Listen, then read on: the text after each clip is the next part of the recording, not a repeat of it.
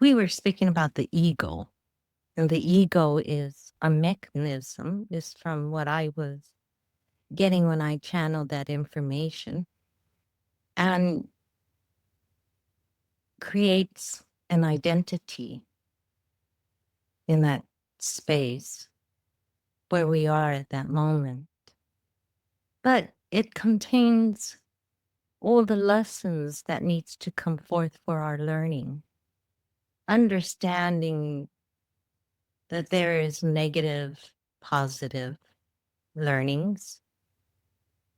And then we have those experiences, can be both negative and positive.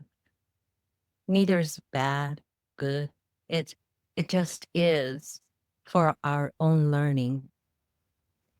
But in that negative and positive learnings, we come to a point where we understand a deeper truth and we balance both the negative and positive by seeing both sides.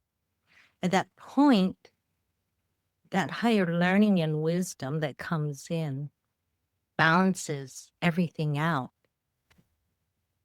After that, balancing of the polarities, and from that center point, we will feel that calm and peace with a deeper understanding. And from there, the ego goes under the transformation, and we're like the butterfly or the caterpillar transforming to the next evolved identity. And we really want to understand the ego because, we get caught in all those little programs, the victim, the hero, all those little parts that we play, which brings lessons. So as we're talking about ego, I had a lot of channeled information that brought in a lot of wisdom.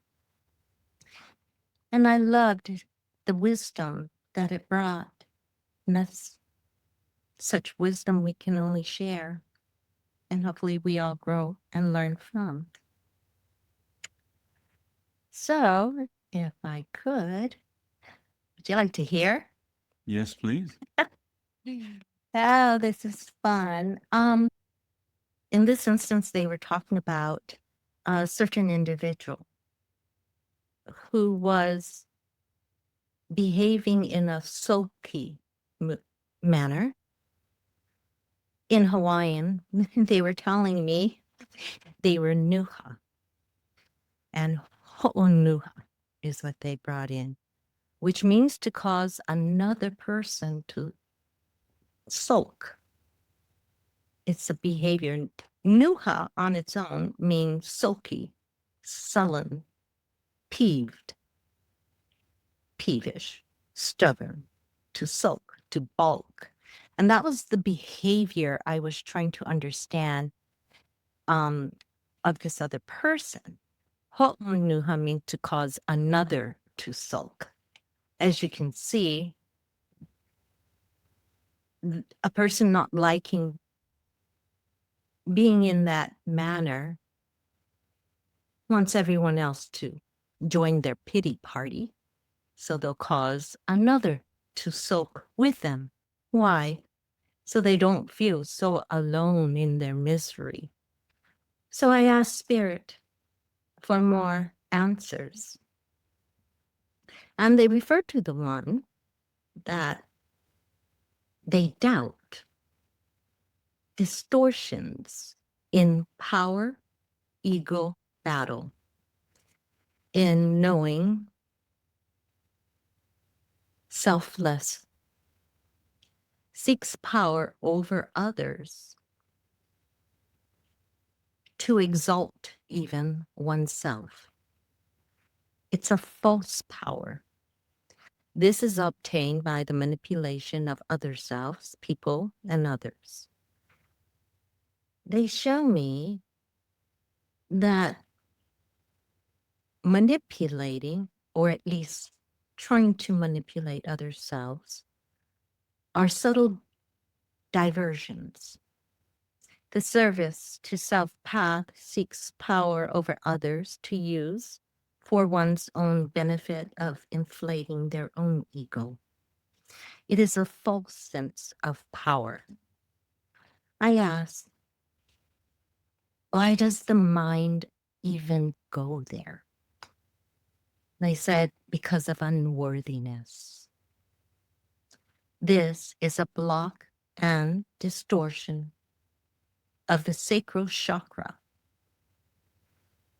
That's the yellow ray center, thereby affecting experiences, lessons in relationships, distortion of sexual areas, love of self, attention, and neediness. I asked more about what is affected in this particular area. There's a list here. 1, unworthy. 2, abandonment. 3, lack of self-worth. Lack of love of oneself. Attention seeking, neediness.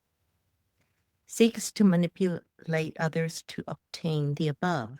Seeks to become greater above all others to prove its worthiness. Manipulates others to become great in power to appear great, inflated ego. Undermine, discredit, belittle, condescending, cynical, and sarcasm, slander and gossip, to sway others to gain power. Wish death being the worst, death to those who do not yield to their authority. Opinions, beliefs, false beliefs, and perspectives. Death by thought, word, action being the worst, thereby brings death to oneself. So they say, humble oneself. Greater truths lay behind this statement. And you know what? Back then in 2018, I'm asking more questions about people's behaviors. Why are they behaving like that? Because I am thinking, as a spiritual healer and doing this kind of work, understanding energy. All right, I want to understand the energy behind that behavior. And if I understand that behavior now and where people are, now, how do I use these energies to help them, right? So I asked a lot of questions back then and got a lot of insights to how people's behaviors and work. Because coming forward now, we can recognize in people and where they're stuck and how to come forward and help heal them. Or at least to deal with them at that level now that we understand what they're feeling, yes, the unworthiness, the abandonment. It's like, oh, wow, I learned about this back in 2018. Now when I see it, I can say, hey, are you all right? You're not alone. And you feel abandoned or, lack of love, then we can show up with love for them to help them through whatever it is they're going through. Such a beautiful message because it opens a window of through understanding to compassion rather than judgment or kind of even, well, I'm not going there. Right. Because you understand the other person, and then maybe our innate part of us, we just loving and just kind of step forward, and then all of a sudden we're not only helping somebody else, we're also perhaps helping ourselves too to just grow from this experience with the other person. You know what I mean? Because it's easy to get into to be triggered by certain situations like that, other people's behavior, where there's the other side of it is an opportunity to feel compassion and understanding. So it's really beautiful. I like their humble oneself, greater truths lay behind the statement. And I would say for me, humility is, it's really helpful. It's helpful, almost like a superpower sometimes when you just recognize the situation, you recognize yourself, the other pair person or people, and then you realize that there is humility there to understand, wait a minute, I can judge them all I want, but I'm here in this situation with them right now. And I don't know any better, even though my ego says you know better. No, I'm not. I'm stuck with them right now. I'm being triggered Well, just like they do. And humility is also can open that window of understanding and compassion. because we're all learning, Yeah. And some truly are people, learning together. and a lot of beliefs is that the soul is actually design those situations before we come to this life. I've heard that. Yeah. So, Humility is sort of understanding that, okay, I may not see the big picture or understand why right now I'm in the midst of a chaotic situation, but I can be humble about it and just ask, and then whatever, ask for assistance or just try to see the other person, yeah. unless they're holding a gun or something like that. But Oh, no. Turn it into a flower. yeah, yeah. Well, so this one comes from 2019, Ego. So, 2019 Spirit Talks. Some feared their own nature. They judged themselves because of their own past behaviors. Knowing it is wrong or hurts, harms another, emotional or physical. Yet, why do they repeat the behaviors? Because a part of them didn't learn the deeper understanding perspectives. How can they move past it would be a difficult task. Like trying to run without shoes. For explanation, they don't know their own minds. Confused by the lower monkey mind. 2, they don't like to face their own demons, their own nature, their own creations. 3, must be willing to accept responsibility and awareness that they have caused all in their own life. Monkey mind refers to an undeveloped mind, not spiritually mature. So they talk circles. They entertain themselves with confusing thoughts of justification. If they behave badly, excuses after excuses, yet cannot commit themselves to walking and behaving appropriately, contradicting themselves often with talk about how good they are, and in parentheses, that they said particular behavior in parentheses, but secretly entertains the thought or deed, and by accident may indulge themselves in the deed. This is a weakness and lacks the true spiritually moral strength to change both thought, words, deeds, action to the right sense of strength of character. It is but false words of their own desired character trait to appear before others. But just as in a play, their character portrayed is just another mask or false identity.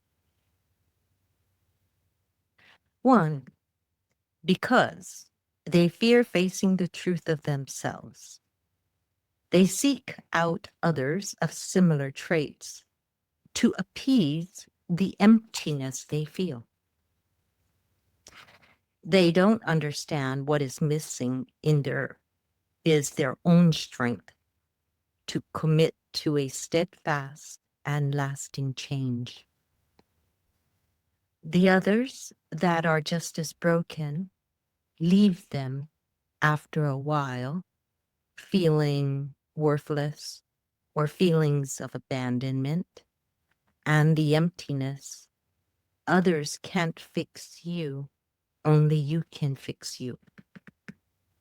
Two, the next path they take, as Spirit showed me, in a deep telepathic way, was they then project the part of themselves they don't want to face onto others. So they don't feel so alone in their misery. The miserable self or behavior they alone created. And here is the alarming part shown to me. By this action, they hold others in bondage by hanging their sins on their brother or sister.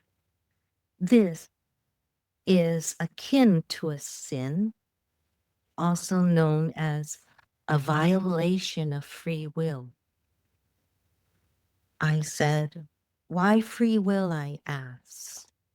And they said, "Because freedom for each soul is the right to be.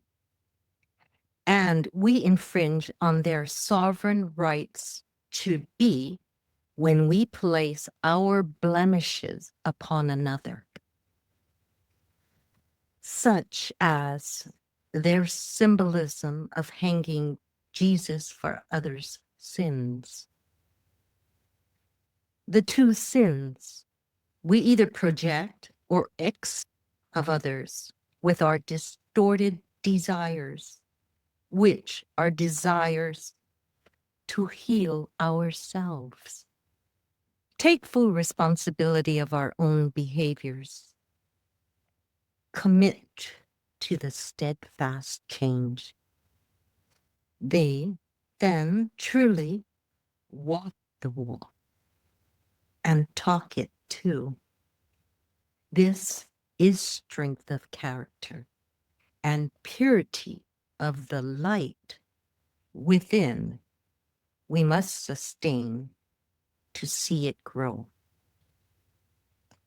And finally, forgive us all, I said. We know not what we do, for as we are truly just children of the light, learning and growing and evolving. Well, then that I ended it there by thanking them. What do you think of that? I felt the energy for the other person. It's again, it triggered compassion in me to the other person. Yeah. I feel it's like an energetic transmission almost, that you read it, you ask those questions, but whenever they speak, I I felt the energy, and the energy is just neutral, meaning it's not, there's no judgment there to any behaviors. That's what I felt, but I felt that there is compassion. So the way I want to say it is that there is a part of us that is almost conditioned to respond to a behavior in the same manner of the behavior. So if somebody's mean to us, there's almost like a social condition. Yeah, you have to be aggressive about it. You have to be But mean. wouldn't that be a trigger? Yeah, A exactly. conditioned trigger, maybe. Yeah, but it's trigger, but it's also like a social conditioning. So for example, you would hear people say, "How can I be nice to that person who is such a mean, behaved in such a mean way?"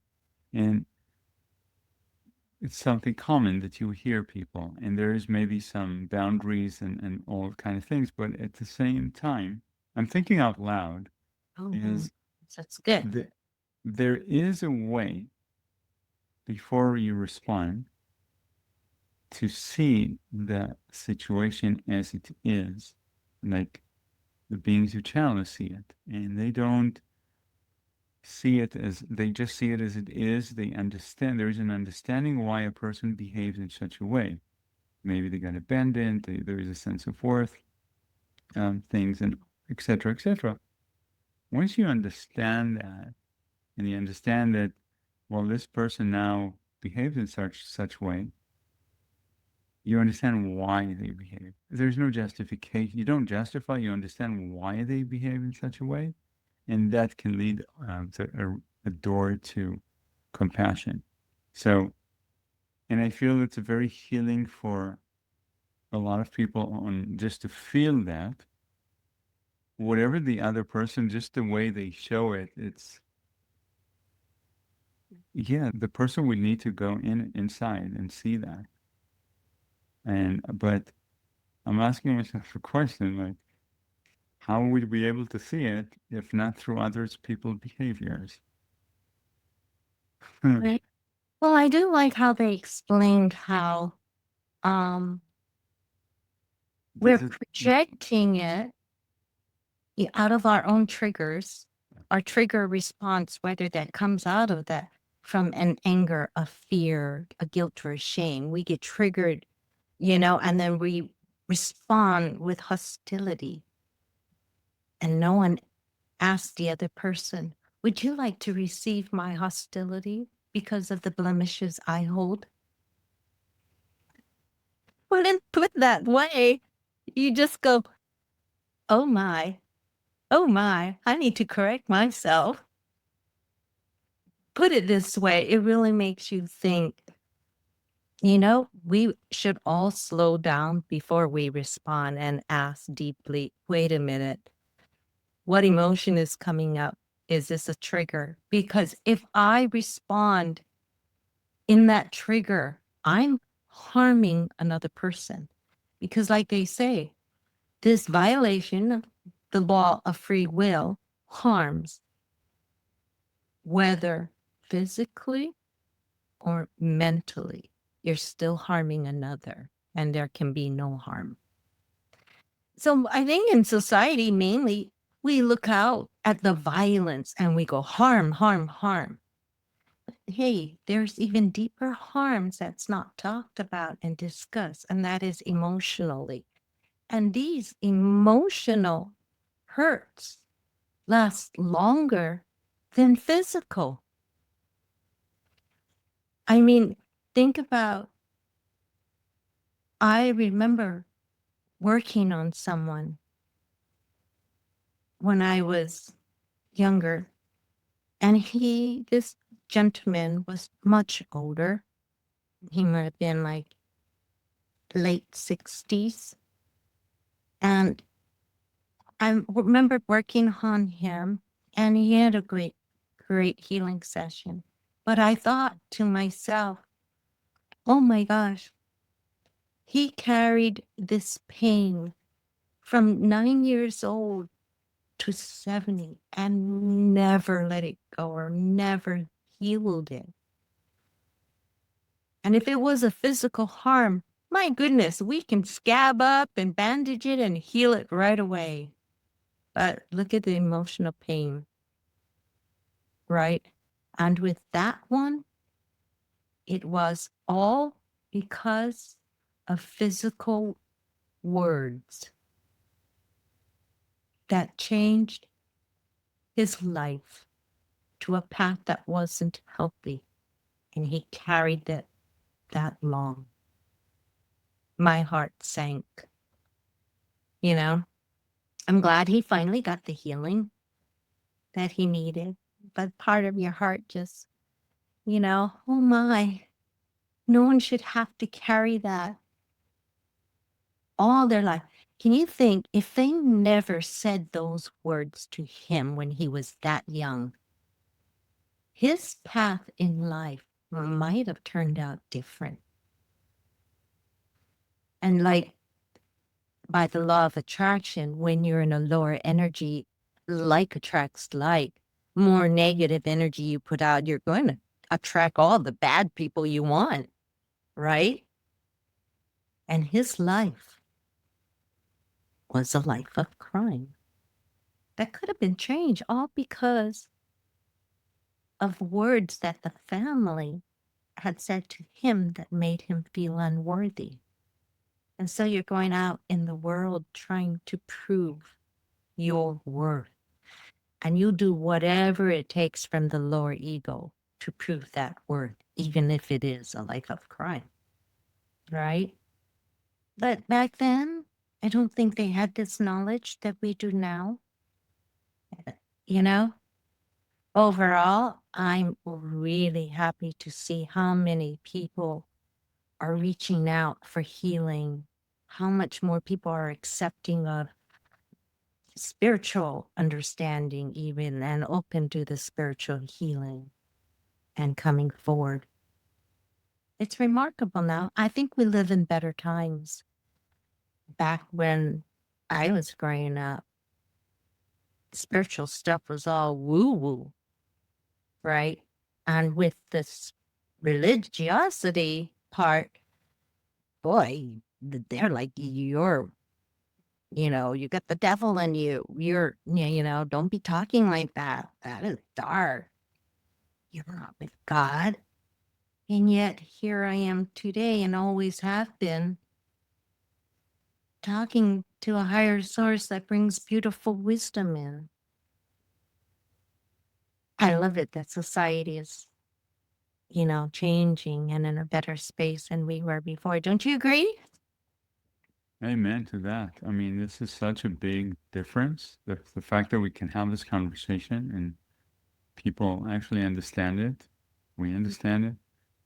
I heard a lot of people talk about that this is also the difference between the notion that we living in a survivorship mode, Mm-hmm. where you're step out of this into thrivership. Yes. Yeah, it's just we are here to thrive, not just to survive, and the surviving is past, kind of, Right. because. But the it brought a question. Was you like? I think a lot of us are unaware even of those words or those things that happened when we were young, and then it reshaped how we behave today. Hmm. Yeah. So Right. because that is a great example. You have a person that is on their 70s, and there is an event that happened when they're 9 year old, and that event, those words that were said to a child, reshape their entire life into a life of crime. Have they met somebody like you, Noel, and when they were 15 or etc., that could have been handled differently and evolved into a different life. So, people listen to this now and they may ask themselves, okay, do I have these things in me? And if so, how can I uncover them for my highest good so I can release that rather than continuing living in a program in my ego, if we want to say like that, that I'm not even aware of. I thought that's who I was, but turns out no, it was just a Oh, I separate don't, thing.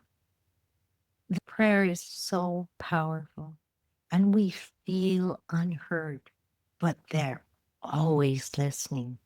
They are always there for you. Problem is the synchronicities. We're not always watching the signs. And we're too quick to judge when God, source, creator, sends his messengers or angels to help someone. but they're not hearing the message of the very messenger. So they turn him away. So I can just tell a story. Would you like a story about what I'm talking about? So I was on the outer island, and Spirit called me to go to a certain place where this man was. And he was in the mountains, and he was supposed to be the caretaker of a certain sacred area, right? And so I went to go speak to the man. But when I got there, the sacred area was unkempt. It was overgrown, and weeds and sacred stones were all covered up. And the shack that he was living in was literally a shack, and it just had feces and urine all over the place, hundreds of cats. The cat food was all turned over, and just it was filthy. And he was out of his gourd, when we got there, and he's just saying all kinds of things, but he was just a little too far out there, disconnected from his mission and purpose, I'll say. Yeah, there's some truth about sacred geometry. He kept going on and saying, oh, 369 and blah, blah, blah, blah. There's just 63, and then there's 72. There's even 152 windows to God. And Spirit's talking to me and said, there's only one window. Because to your higher self, to your own God source, there's only one window. And that God source and source creator, right? He kept on going off, and I asked Spirit, okay, what do I do next? So they told me to say this. So I said 3, 6, 9, 63, 72. Was it divided enough times and you come back to the one? And he just looked at me blankly and blah, blah, blah, blah, talked about other stuff. And I'm like, okay, all right, Spirit, what do I do here now? And they said, make a joke. So I made a joke. Ha, ha, ha, ha. And then I said, well, now what? They said, go over there and stand by the coconut tree. So I had to go out toward the roadside, and I'm standing there by a coconut tree, talking to a coconut tree. Cars are going back and forth, and I'm thinking, what in the world am I doing here? Half an hour gone by, and I'm still holding up a coconut tree. I'm like, I'm getting had out here, and I gotta go collect our other party, and we need to move on. What shouldn't I be over there helping him? Isn't that why you had me come here in the first place, right? And Spirit said, not even God himself can help he who denied God's own messenger. And then I remember I was like, well, who's the messenger? Who's the messenger? To stop it was each. I go, oh my God, that's me. I'm the messenger. I'm like, big aha moment, right? And I'm laughing to myself, and I'm looking at the coconut tree thinking, you're probably laughing with me. And then I said, oh my God. I go, wait a minute here. He rejected the message. I said, okay, well, now what do I do? But who's going to help him? Shouldn't I go back and help them? Isn't there more we can say, or isn't there more we can do? Should I go back and help them? Say something. Who's going to help him if not me? And they said, and this is where I cried and I cried and I cried. And they said, it may or may not be, they'll send someone. They said, a messenger will come. It may or may not be this lifetime. And that's when I broke down and cried. So that was a long answer to just say that, and those synchronicities of noticing even others are put there before us to help us, and we may not even realize it, Because I didn't say to him that I'm getting these messages and I don't know, Spirit sent me here to help you. I didn't. And they didn't tell me to say that either. They just said, say this, do this. Okay, I can do that. So powerful. But we are all messengers of God to each other. We feel that pull to go speak to that person. How many people I've talked to there, they go, I don't know why I had to say what I did to a certain person. They tell me it just felt like this hand came upon their back and pushed them forward, and everything that they felt they needed to say would just come out, and they said it. And it's in those moments when Spirit is working through us to deliver that divine message. Yeah. Your thoughts? So I'll give you an example, the thing that came to mind. So let's say that a person comes and they have a message for you, they deliver something that stands out.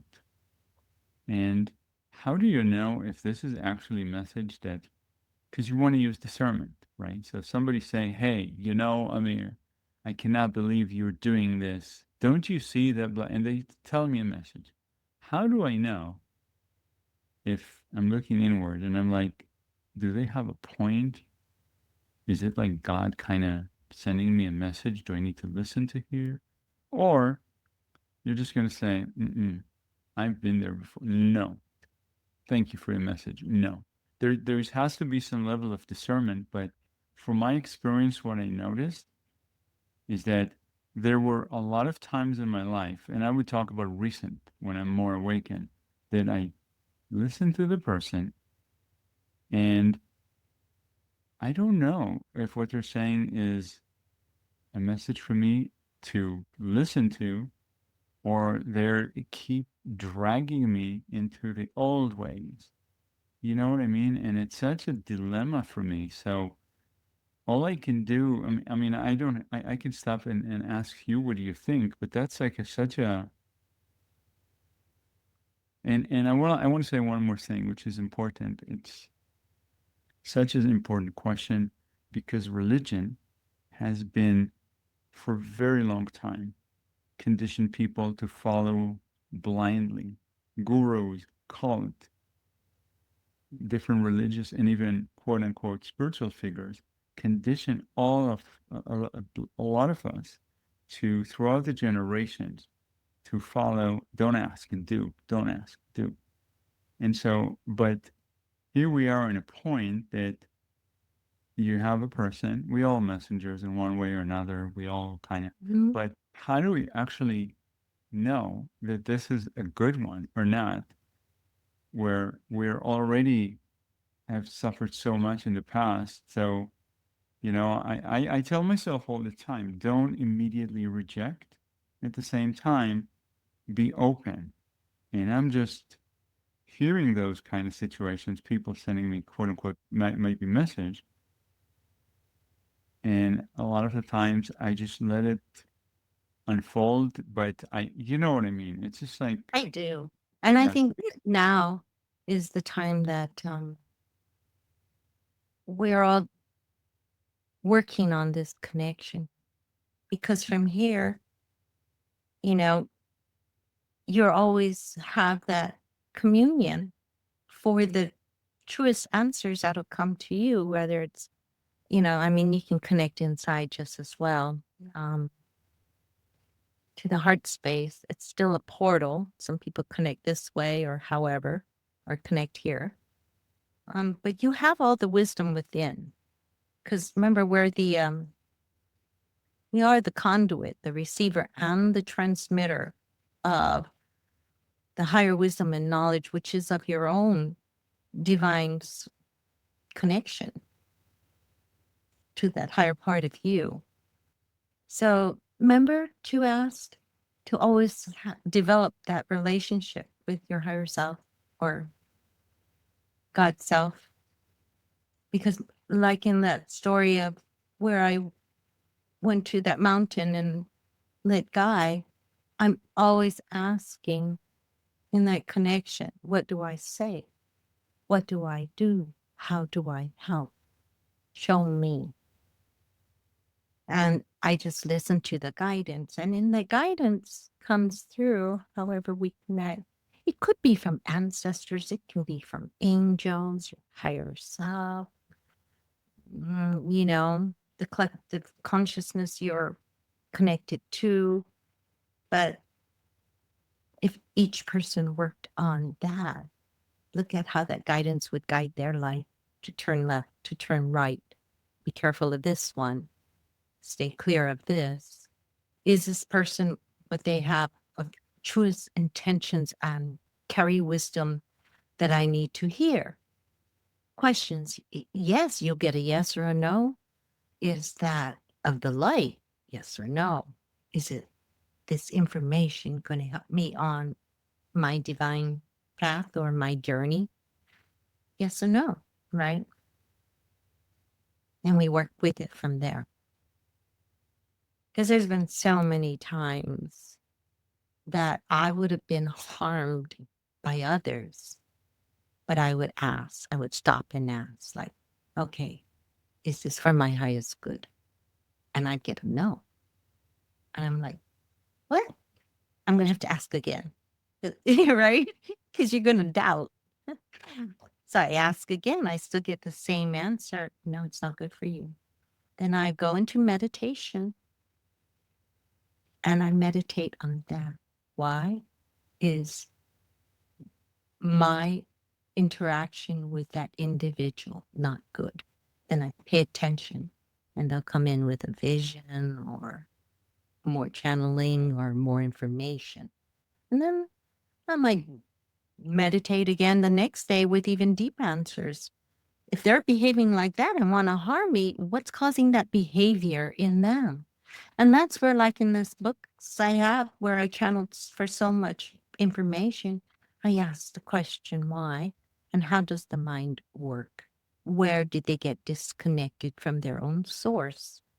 And a lot of it came up with the ego, the monkey mind, how it takes over and pulls them further away from their own connection. So it's like, oh, I see. I see. And they show me in patterns sometimes. So you might choose the path of light and, oh, wow. Yeah, I think I'll go. I want to learn that. I want to learn more about that. So I will take it upon myself to find a spiritual book that will teach me more about, that subject. But they show me that another person, rather than taking it upon themselves to learn that subject, say I witnessed the Dalai Lama and I'd like to hold the light that he has and learn a little bit about their practices. I'm going to get a book and I'm going to study and I'm going to learn, right? That I do for myself and you're doing it for your own selves. It's very rewarding. Seek and ye shall find. So I took it upon myself to seek. They showed me that other people in their monkey mind or their ego, their lower ego, will look at it, at the Dalai Lama, like with awe and fascination. And then they'll go, I want to be like him because look at all the people that are kissing his feet. And then in their distorted ways, they say, I want to be the Dalai Lama like that because I want everybody to worship me. And in it, when they came in, they showed a path that had all these breaking apart branches. And it went from ego to envy to fear to more of those kind of challenges. But on the other path, they said, when you seek, it is a slow, nurturing process that unfolds each branch. And these branches, you have to allow it to grow like a plant or a flower that blossoms at the right time with no thorns. That beautiful? So if you push too much for something, you could also be feeding your ego. So you got to be careful too.